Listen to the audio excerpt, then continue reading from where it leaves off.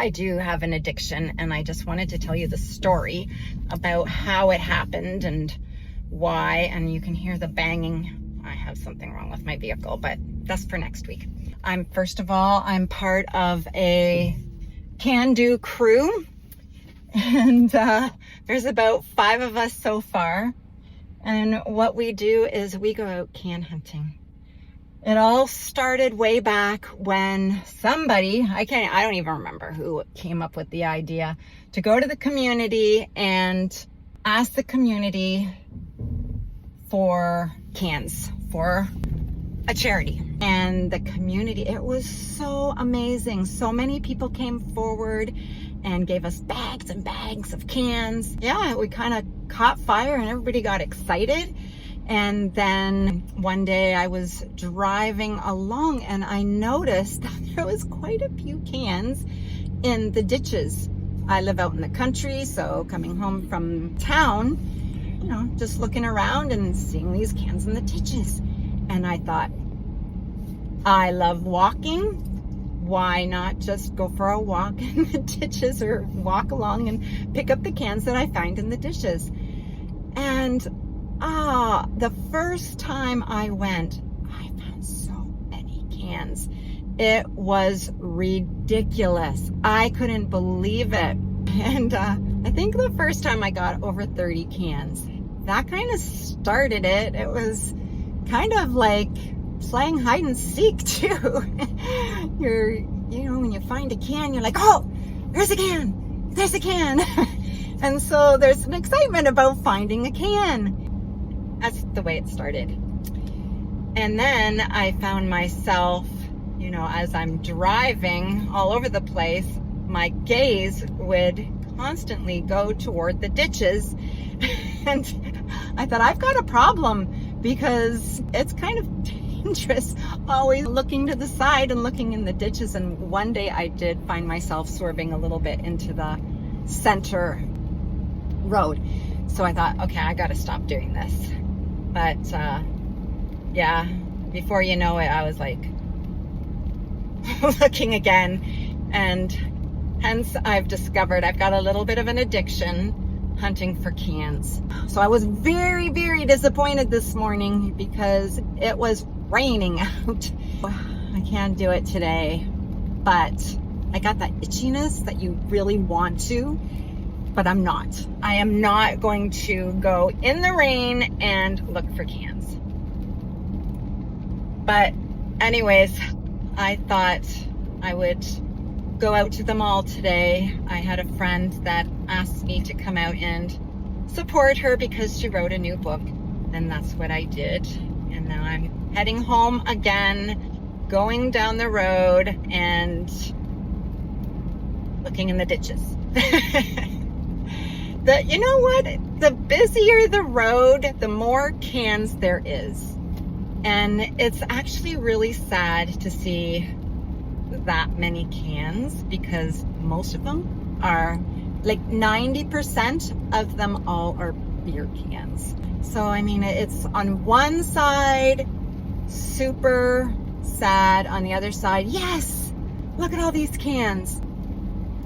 There's some theories. There are some theories that I came up with as this journey progressed. There is so much availability for cans. You can go just into a convenience store now, and that's what people do. They get stressed out at work, or, they go into a convenience store, smokers grab a pop or whatever. But right when you walk in the door, there's the beer cooler aisle.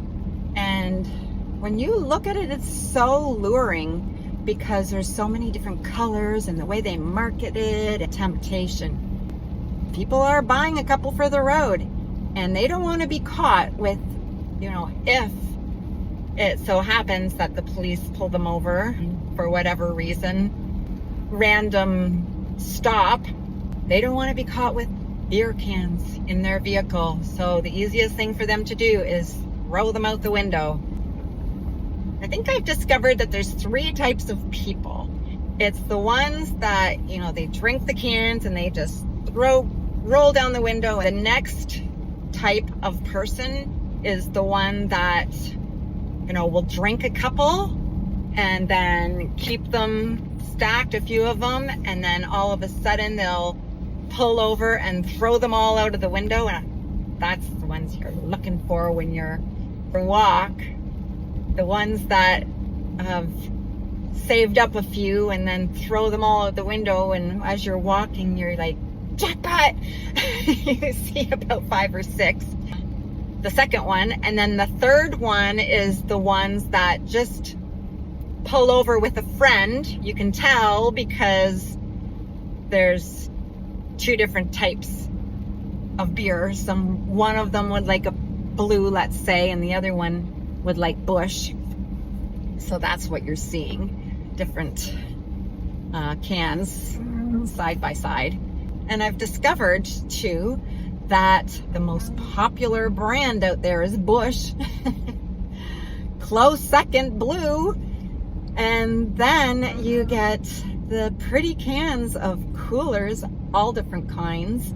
I'm thinking those are the women ones. I'm not blaming all guys. It's the girls and the guys are doing this, because I can't see a guy picking a pink and, pastel color purple cooler can. I think that's a woman drinking and throwing it out. But it seems to be getting worse too. And I guess as the stress of life comes upon people, and again, the marketing and the luring when you go into these convenience stores or in grocery stores, alcohol is everywhere now. And so it's getting worse and worse. And garbage as well. Seems that that's getting worse. I mean, we were even in town the other day. We were at Timmy's. My friend and I, we decided we were going to go to Krabby Joe's, and it's really not that far. I would say maybe 100, a little bit more meters to walk. And we found 8 pop cans just in the bushes, right on the corner where the stoplight is. Kind of makes you wonder the human nature, why people do it. Then you get people like me who are addicted to cleaning everything up. Go collect pop cans. So I've got a strategy. My mom and I go out, and the strategy is that, and she loves it. She loves it. She drops me off, and we're picking the busy roads. Those are the best, the busy roads, but they're country roads. They connect. It's a middle side road that connects a really busy road from another busy road. People don't want to get caught, so they go back roading. And that seems to be the best. I walked 4 kilometers probably a week ago or so, and I hit jackpot. I literally found, I think it was 150 beer cans. But it's for a good cause, and like I said, I love walking anyways, so why not do it for a purpose, right? Get out there, collect some cans. Just on my road alone, that was my road connecting to my house. Oh my goodness, there's pop cans right there. I can't look. Okay, focus forward. I'm not looking in the ditches. But 3 days after, I'm seeing cans again.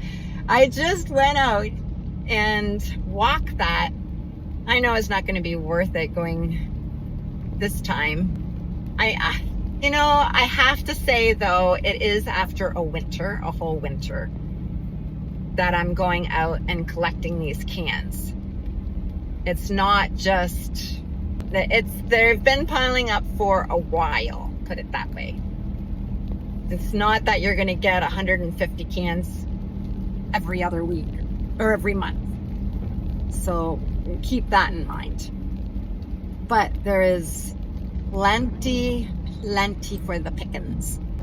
Now, another thing too is that I have learned after spending an hour picking, oh, I better keep my speed up. I got somebody behind me. Learn to talk and drive at the same time, Vicky.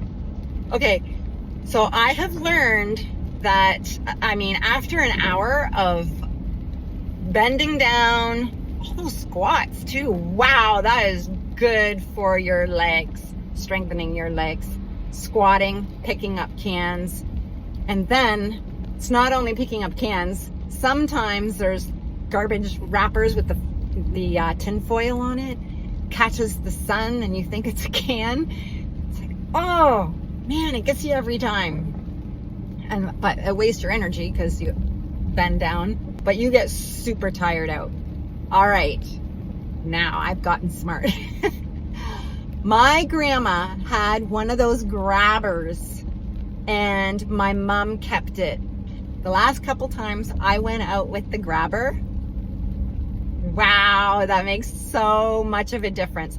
Next time when it stops raining, I'm going to film me picking a can up with the grabber and showing you how easy it is to do that, as long as it's not a really windy day.